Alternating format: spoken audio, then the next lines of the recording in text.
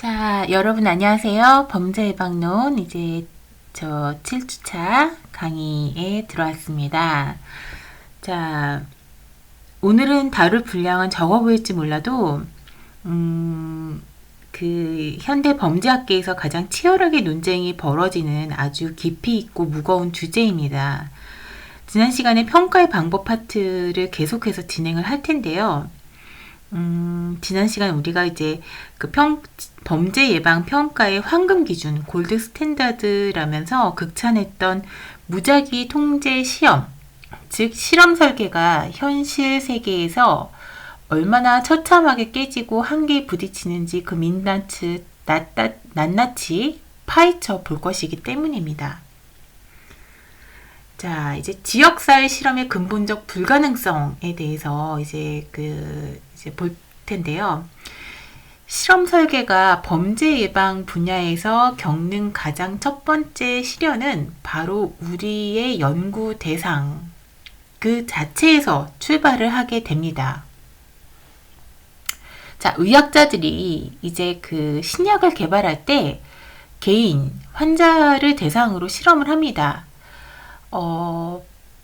예를 들어서 이제 100명의 환자를 모아놓고 동전을 던져서 50명에게는 진짜 약을 이제 실험 집단, 나머지 50명에게는 밀가루 약, 통제 집단을 줍니다. 네. 그래서 이제 이거는 이제 가능하죠. 네. 근데 이제 범죄 예방 프로그램은 어떻습니까? 김아무개 씨가 한 명을 범죄로부터 범죄를 예방하자. 그게 아니죠. 이제 그 CCTV를 이제 설치하고 가로등을 바꾸고 자유 방범들을 운영하는 것은 철저히 이제 그 지역사회나 대단위 집합체, 동네 전체를 대상으로 실시가 됩니다. 자, 여러분이 이제 연구자라고 그 상상을 해 보십시오.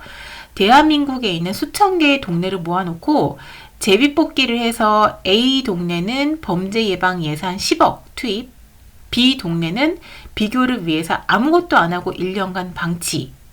이렇게 지역사회를 무작위로 할당하는 것이 가능합니까? 윤리적으로도 불가능하고 정치적으로도 불가능합니다. 난리가 나겠죠. 네. 그래서 무작위로 할당 자체가 불가능하다는 것.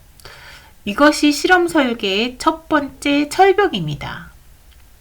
그래서 이제 그 학자들은 꽁 대신 닭으로 무작위화가 안 되면 최선의 방법으로 매칭이라는 방법을 이제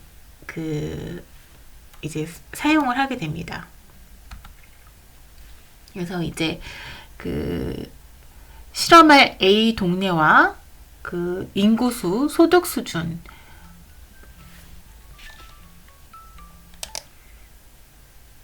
이제 뭐 소득 수준, 범죄율 등 가능한 한 모든 측면에서 가장 유사한 이웃 지역 B동네를 힘겹게 찾아내어서 통제 집단으로 삼는 꼼수를 쓰는 거죠.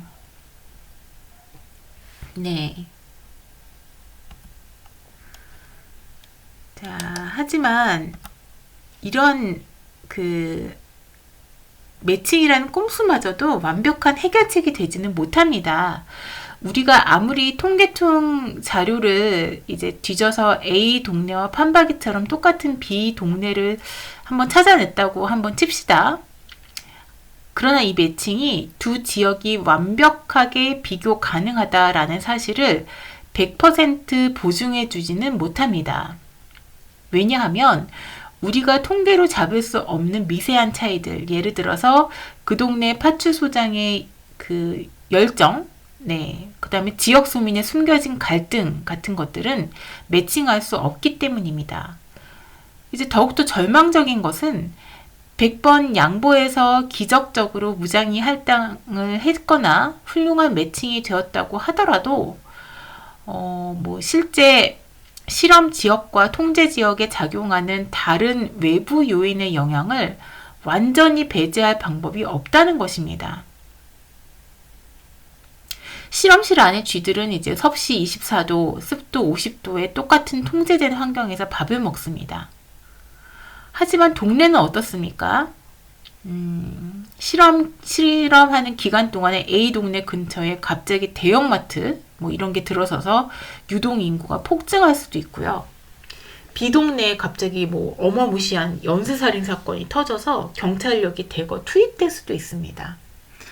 즉 실험실에서 했던 것처럼 동네 밖에서 밀려오는 외부 영향 요인들을 유리돔을 씌워서 완벽히 차단할 방법은 현실 세계에 존재하지 않는 것입니다.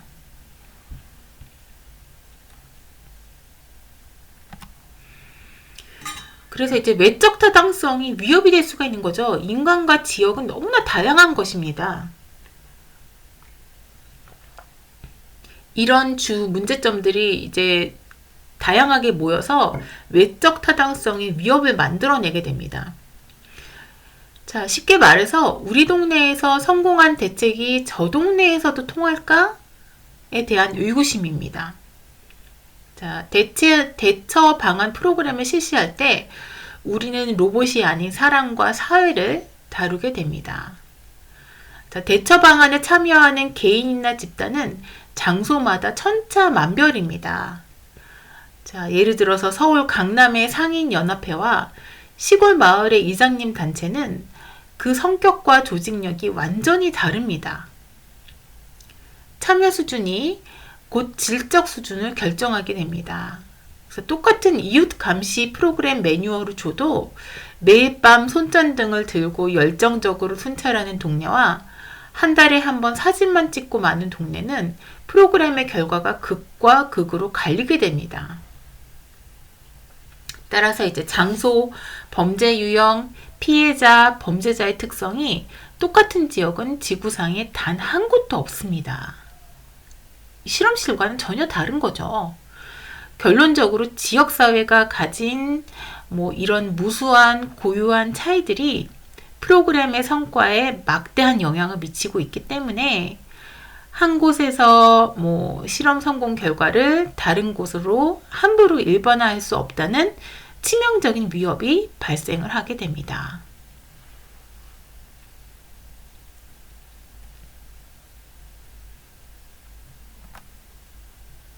그래서 이제 사회적 맥락의 무시 결과가 나타나게 되는 그런 그 변수도 생기게 되죠. 네.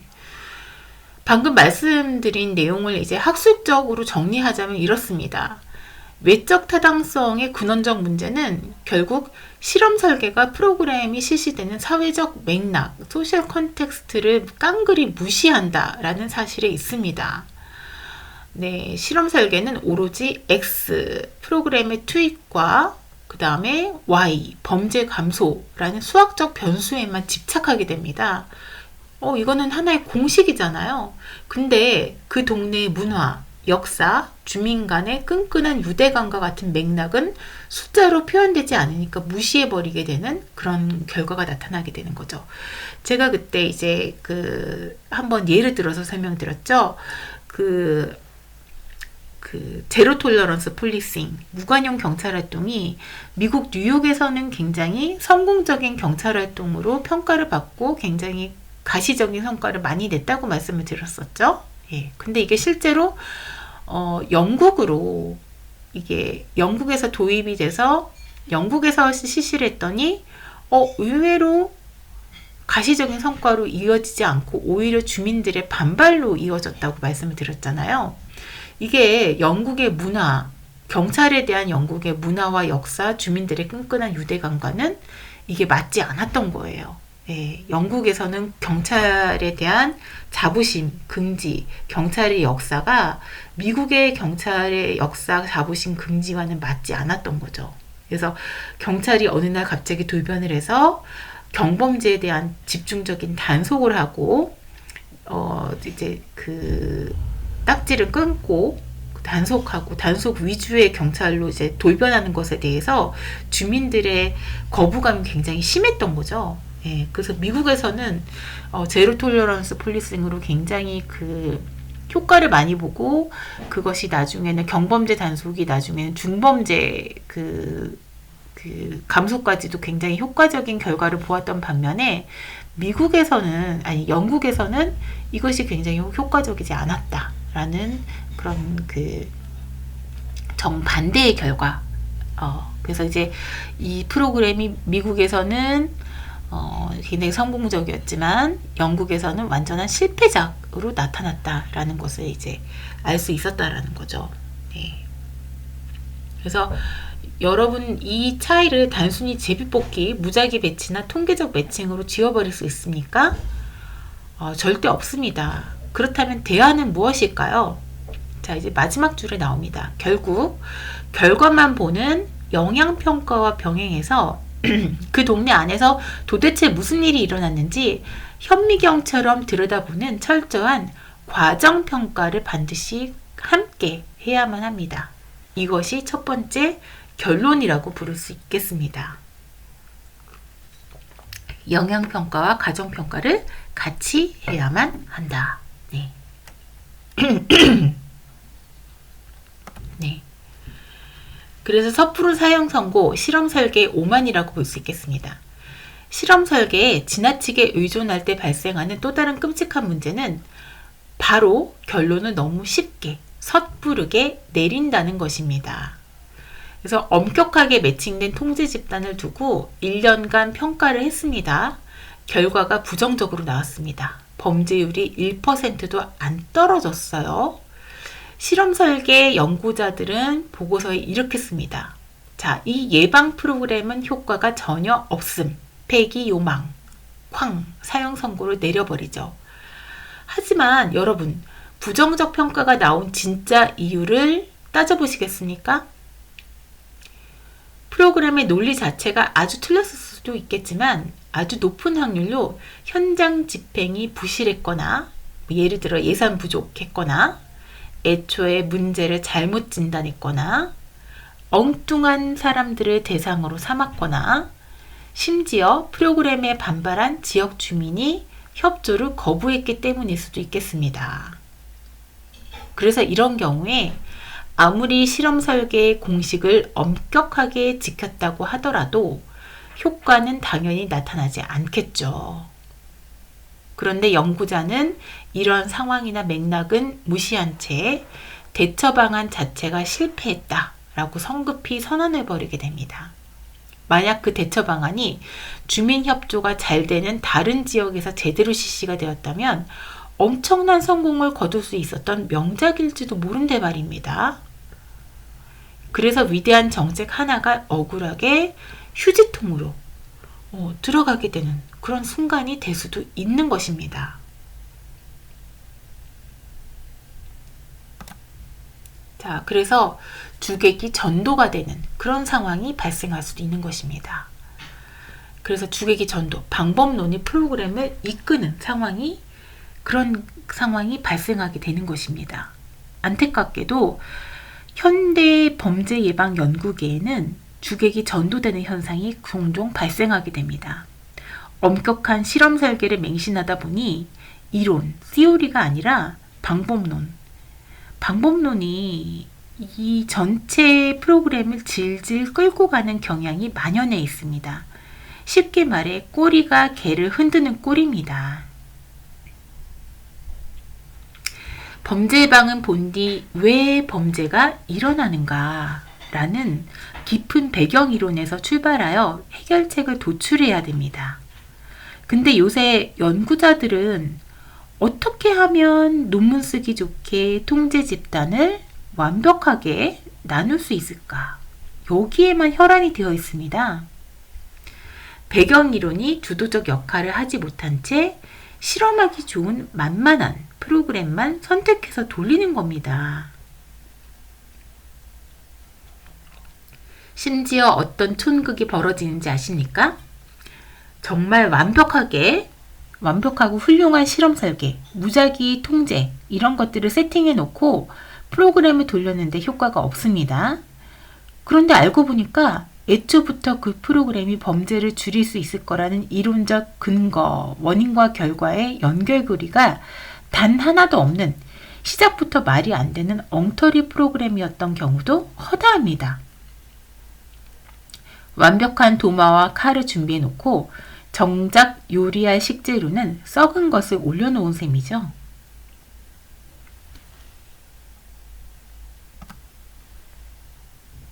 자, 그래서 현실평가의 태도와 질적 연구의 가치가 중요합니다. 자, 이제 그 숫자와 통계 밑에 있는 그 황금 기준, 실험 설계의 집착이 범죄 예방 지식을 얼마나 가로막고 있는지 깨달은 학자들은 완전히 새로운 패러다임을 주장하기 시작합니다. 바로 현실평가입니다. 리얼리스틱 에밸루에이션입니다. 정확한 방법론, 황금 기준에만 얽매이는 것은 오히려 다른 유연한 접근 방법의 가치를 깎아내려 지식의 축적을 방해합니다. 여러분, 우리가 지금 알고 있는 범죄자의 습성, 도둑들이 어떤 집을 선호하는지, 빈집털이범이 왜 그 시간을 노리는지에 대한 필수적인 기초 지식들이 통계와 무작위 실험으로 얻어졌을까요? 아닙니다. 네, 이러한 생생한 지식들은 학자들이 수십 년간 교도소에 들어가 범죄자들과 직접 인터뷰하고 그들이 자라난 우범지들을 관찰하며 얻어낸 민속학적 앤스로그래피, 그래서 민속학적 방법론, 그 질적 그 방법론, 퀄리테이티브 메서드, 그래서 그의 피땀 어린 결과물입니다. 민속학자들은 서로 다른 국가, 서로 다른 그 환경 속에서 상이한 그 절도범 집단들을 끈질기게 관찰하고 대화하며 범죄의 진짜 작동 원리를 밝혀내 왔습니다. 결코 실험실의 숫자 노름만으로는 범죄라는 복잡한 인간의 그런 그 행위를 예방할 수 없다는 것. 이것이 바로 현실평가. 이거 자체가 범죄학에 던지는 가장 거대하고 묵직한 메시지입니다. 자, 어떻습니까, 여러분? 절대적일 것만 같았던 과학적 실험 설계가 복잡한 인간사회, 지역사회를 만나면 얼마나 많은 한계를 드러내는지 깊이 이해하셨으리라 생각을 합니다. 자, 그러면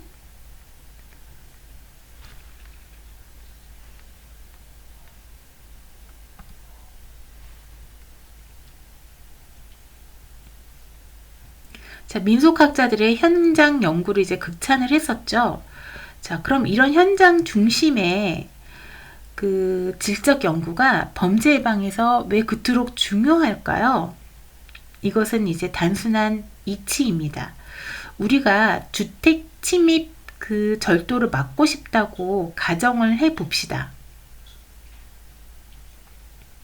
연구실에 앉아서 지난 10년간의 절도 발생 통계 숫자만 뚫어져라 쳐다보면은 예방책이 나올까요? 아닙니다. 도둑을 막으려면 도둑의 머릿속으로 들어가야 합니다. 실제로 질적 연구자들은 교도소에 수감된 절도범을 찾아서 심층 인터뷰를 합니다. 당신은 왜 하필 그 집을 골랐습니까? 마당에 개가 있으면 포기를 합니까? CCTV 방범창 중에서 어느 것이 더 거슬립니까? 이렇게 현장에서 직접 캐낸 정보야말로 절도를 예방하는 데 결정적인 도움을 줍니다. 강도, 재산범죄 등 수많은 범죄자들은 대상으로 범죄자들을 대상으로 한 그 유사한 연구들이 바로 이런 질적 접근법을 통해서 이루어졌습니다. 그런데 문제가 하나 있습니다. 이러한 훌륭한 인터뷰나 관찰 연구들은 앞서 셔먼이 말했던 완벽한 무작위 통제 시험, 황금 기준의 잣대를 들이대면 레벨 1 수준에도 못 미치는 소위 기준 미달의 연구로 치부되어 버립니다. 통제 집단도 없고 통계적 수치도 없으니까요. 하지만 우리는 그 마지막 줄에 있는 이런 명제를 반드시 뼛속 깊이 새겨야 합니다. 황금 기준이 모든 연구에 적합하지 않다는 사실. 모든 연구에 적합하지는 않다라고 지금 되어 있죠. 숫자로 증명을 해야 할 때가 있고, 또 이제 사람의 입을 통해서 현장의 생생한 목소리를 들어야 할 때가 있는 것입니다. 방법론의 편식은 범죄학의 시야를 좁게 만들 뿐입니다. 자, 그렇다면 통계 중심, 숫자 중심의 실험 설계에 대해서 대체 혹은 보완할 수 있는 새로운 패러다임은 무엇일까요? 바로 현실평가, 리얼리스틱 이밸루에이션입니다. 현실평가는 실험실처럼 변수를 억지로 통제하려 들지 않습니다. 대신 현상을 전체적으로 관찰하는 홀리스틱 어프로치라고 하는 것이죠.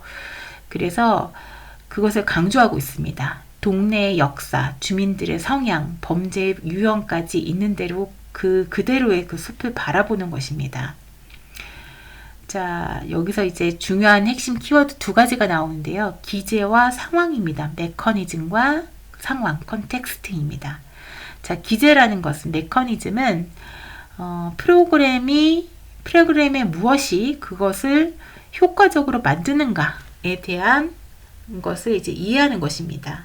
쉬운 비유를 한번 들어볼게요. 우리가 이제 우범지대에 가로등을 아주 밝게 설치를 했습니다. 자, 범죄가 줄었네요. 여기서 범죄를 줄인 거는 가로등이라는 쇳덩어리와 전구 그 자체일까요? 아닙니다. 빛이 밝아지니까 범죄자가 이러다가 지나가는 사람에게 얼굴이 찍혀서 체포되겠는데 하고 느끼는 심리적 압박감, 바로 이것이 기제입니다. 어떤 과정을 거쳐 결과에 도달하는지 그 보이지 않는 톱니바퀴를 이해하는 것이 기제입니다. 상황은 컨텍스트입니다. 기제가 톱니바퀴라면 상황은 그 톱니바퀴가 돌아가는 현장의 환경입니다. 기제와 상황을 정확하게 이해하려면 엄청난 힘이 생깁니다. 기제를 알게 되면 이 프로그램을 A 동네에서 B 동네로 이식할 때 성공 가능성을 비약적으로 높일 수 있습니다. 가로등이라는 물건을 이식하는 게 아니라 범죄자에게 체포 두려움을 주는 심리적 압박이라는 기제를 이식하는 방법을 고민하게 되기 때문입니다. 포슨과 틀리, 여기는 이제 맥락의 결과를 지배한다라고 보고 있는데, 앞서 설명한 기제와 상황의 관계를 학문적으로 멋지게 정립한 학자들이 바로 포슨과 틀리입니다. 이분들의 주장 중 첫 번째 문장을 꼭 기억해 보세요. 자, 인과 기제와 그것의 효과와의 관계는 일정하지 않고 철저히 상황, 의존적 이다. 컨텍스트 디펜던트. 그래서 여러분 씨앗을 하나 심는다고 생각을 해볼까요? 이 씨앗 안에는 싹을 틔울 완벽한 유전자가 들어있습니다. 그런데 이 씨앗을 아주 비옥한 흙에 심었을 때와 쩍쩍 갈라진 아스팔트 시멘트 바닥에 던져두었을 때 과연 똑같이 싹이 틀까요? 절대 아닙니다. 범죄 예방 대책도 정확히 똑같습니다. 예를 들어 자율방범대라는 훌륭한 범죄 대책 씨앗 기제가 있습니다. 이것을 오랫동안 한 동네에 살아온 끈끈한 주택가, 비옥한 상황에 실시를 하면 주민들이 열성적으로 참여해서 범죄가 0으로 떨어지는 대성공을 이룹니다. 그런데 이 똑같은 대책을 1인 인구가 많고 이사가 잦아서 옆집에 누가 사는지도 모르는 오피스 밀집 지역에 실시를 하면 어떨까요? 아무도 방범대에 참여하지 않아서 철저하게 실패를 하게 됩니다. 상황이 그 프로그램이 작동하기 알맞지 않았을 뿐입니다. 그래서 현실평가는 단순히 방범대가 효과가 있느냐 없느냐를 묻는 1차원적인 질문을 던지지 않습니다. 방범대는 어떠한 그 상황에서 어떤 기제를 통해서 효과를 발휘하는가라는 입체적이고도 심도 있는 질문을 던집니다. 자, 그래서 우리가 범죄를 예방하기 위해서 변화가 일어나는 기제에 대한 지식, 그리고 대책이 실시되는 광범위한 상황에 대한 깊은 이해를 결합해야 됩니다. 결국 내가 지금 평가하려는 프로그램의 특성이 무엇인지, 어떤 범죄학 이론의 평가, 그 바탕을 두고 있는지, 지금 이 동네의 맥락이 어떠한지에 따라서 가장 적합한 평가 방법론을 유연하게 골라서 써야 됩니다. 자, 그 영국의 저명한 범죄학자 레이콕은 현대 범죄학과의 일침을 날리며 이렇게 결론을 내립니다. 어떤 특정한 방법론이 영원 불멸의 현금 기준이 되어서는 안 된다. 자, 그것은 그저 적합한 방법론을 선택하기 위한 심사숙고의 의사결정 과정이어야 한다. 네. 그래서 목수가 집을 지을 때 망치가 아무리 좋은 도구라고 해서 유리창을 끼울 때도 망치질을 하진 않죠. 유리창을 끼울 때는 실리콘을 써야 합니다. 마찬가지로 범죄 예방을 평가할 때도 예산이 얼마나 제대로 쓰였는지 절차가 궁금할 때는 과정평가를, 범죄율 수치가 궁금할 때는 영향평가를, 그리고 가성비가 궁금할 때는 비용 편익 분석을, 현장에 보이지 않는 작동 원리를 꿰뚫어 보고 싶을 때는 오늘 배운 현실평가의 도구를 꺼내 들어야 합니다. 네, 자, 오늘 강의는 여기까지 실시하도록 하겠습니다. 자, 수고 많으셨습니다.